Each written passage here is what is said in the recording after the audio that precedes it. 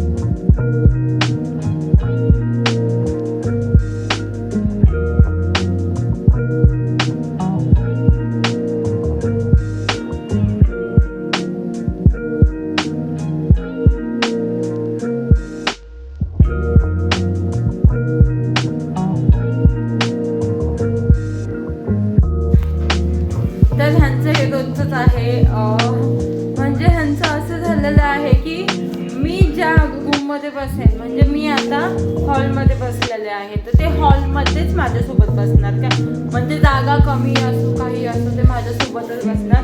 आता मग मी थोड्या वेळाने बेडरूममध्ये गेलं, ते बेडरूममध्ये माझ्यासोबत बसणार. आणि मी किचनमध्ये जेवण बनवत असेल तर माझ्यासोबत ते किचनमध्ये जेवण बनवतोसोबत माझ्यासोबत किचनमध्येच असतात, माझ्या पायाखाली असतात, नाही तर ते दारापाशी वॉशरूमच्या बसलेले असतात. हे त्यांचं रुटीन चालूच असतं. पण कसं असतं की जीव लागलेला असतो, म्हणजे त्यांचा पण माझ्यावर जीव लागलेला आहे, माझा पण त्यांच्यावर लागलेला आहे, म्हणून ते कंटिन्युअसली मी त्यांच्यासमोर पाहिजे असं त्यांना वाटतं. आणि मी घरी कधी नसेल, मी ऑफिसला जाते, मग त्यामुळे ते दिवसभर एकटेच असतात, म्हणजे पूर्ण घर रिकामच असतं. तर मग त्यांना करमत नाही, बिट्टू तर खात पण नाही, हे पण झालेलं आहे. पण असं नाही रे, सवय नाही लागायला पाहिजे, कारण की एनी टाईम मी सोबत नसणार आहे, कारण की कामं खूप असतात. म्हणजे ऑफिसमधून मी शूट ऑफिस टायमिंगमध्ये नाही करत, मी आधी सकाळी करते, नाही तर संध्याकाळी घरी आल्यावर करते, हेच सगळं चालू असतं माझं.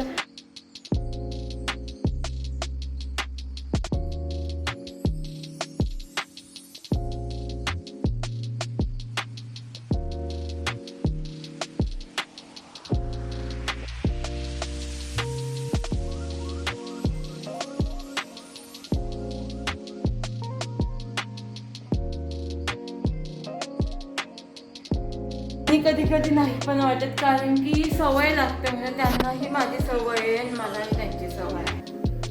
तुम्हाला माझे बिट्टू आणि परीचे व्हिडिओ आवडत असेल तर लाईक करा, कमेंट करा, सबस्क्राईब करा.